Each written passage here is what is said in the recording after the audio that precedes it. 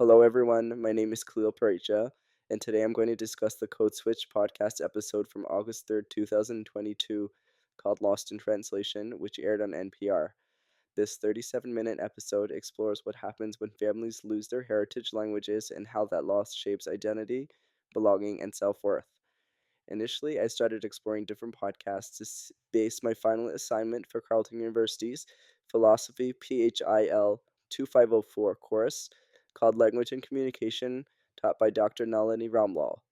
What drew me to Lost in Translation was the clear connection I could see between two of our course themes, language and cognition and intercultural communication. I also wanted to find a podcast that spoke to something personal, my experiences living with invisible disabilities. In my own life, I know firsthand how communication can be misunderstood when what someone else sees doesn't match what I feel or mean. Sometimes that gap isn't about words, but about perception, just like the people in Lost in Translation who feel unseen because their language doesn't align with the world around them. Listening to their stories reminded me how easily misunderstanding can happen when communication breaks down. So let's take a look at Lost in Translation. The episode begins with personal stories from people who grew up hearing languages like Korean, Vietnamese, and Japanese, but never became fluent in them.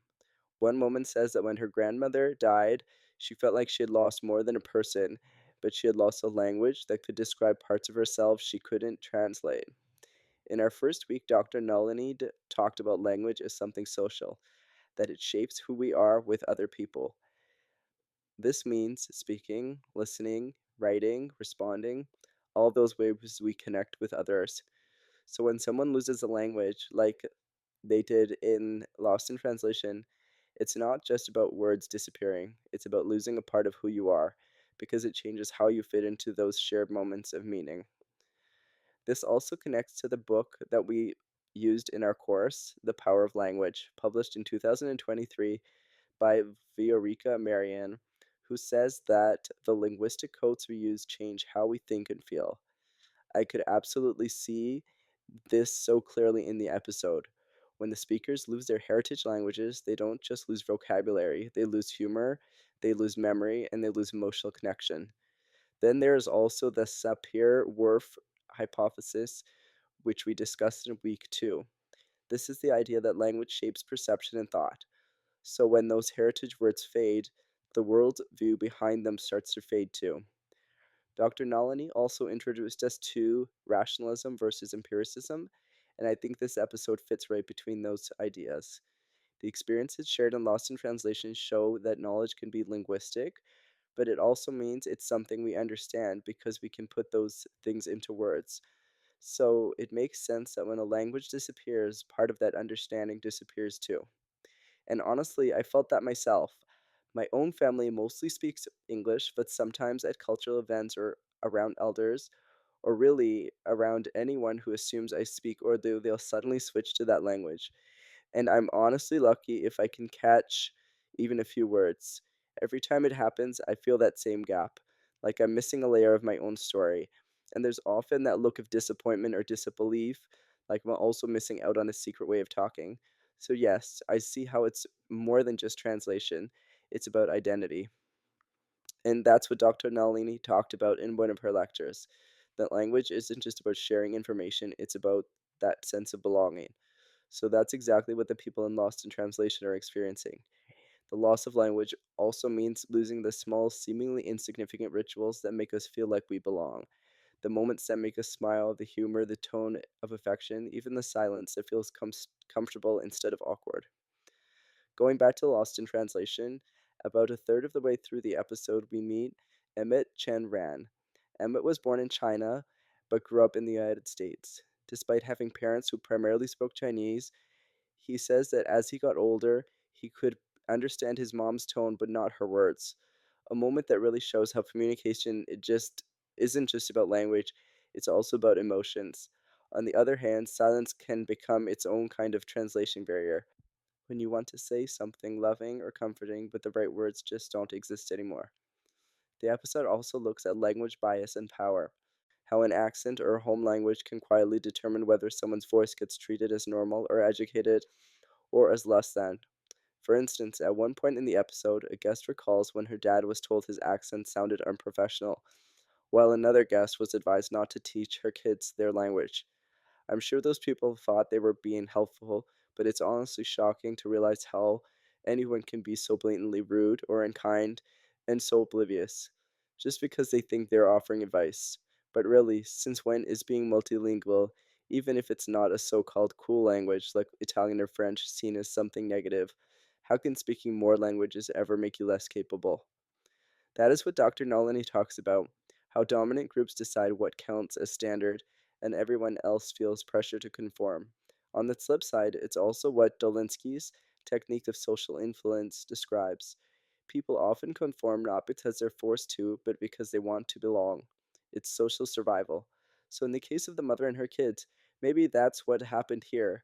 The pressure to make sure her kids fit into North American society becomes a conscious choice not to teach them their language.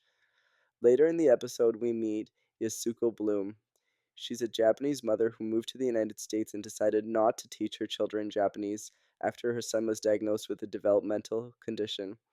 Her story shows how love and fear can both shape decisions about language and how giving up a language can sometimes mean giving up a piece of identity too. That's exactly what happens in Lost in Translation. Families switch to English so their kids won't stand out. You can feel the good intentions, but also what gets lost along the way is their unspoken message. Your culture's fine, just maybe not at school or outside your home for that matter. One speaker said, "You don't even realize you're erasing yourself until you can't speak to your own grandmother." Such an impactful statement because language bias isn't always loud. Sometimes it sounds like advice, like hearing the words, "just speak English, it will make life easier." Dr. Nalini also talked about how power in communication isn't only about who's speaking, but who gets heard. Lost in Translation shows how accent and language fluency often decide whose stories matter. And that's what made me think, is that why English became the accepted global language? Like Dr. Nalini explained, it doesn't happen by accident. It's directly tied to colonization, education systems, and global media. So when families feel torn between English and their heritage language, it's often not just a personal choice. It's part of a bigger system that rewards English over other languages. And doing this is like saying other languages don't have the same worth.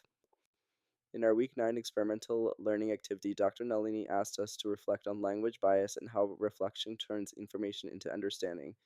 This podcast did exactly that for me. It made me stop and think about times when I judge people, good or bad, based on their accent or how they speak.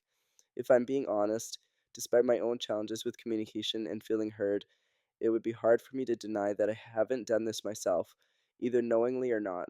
The realization makes me more proactive about how I communicate and how I expect others to communicate with me. As I wrap up my podcast, I want to leave you with two questions.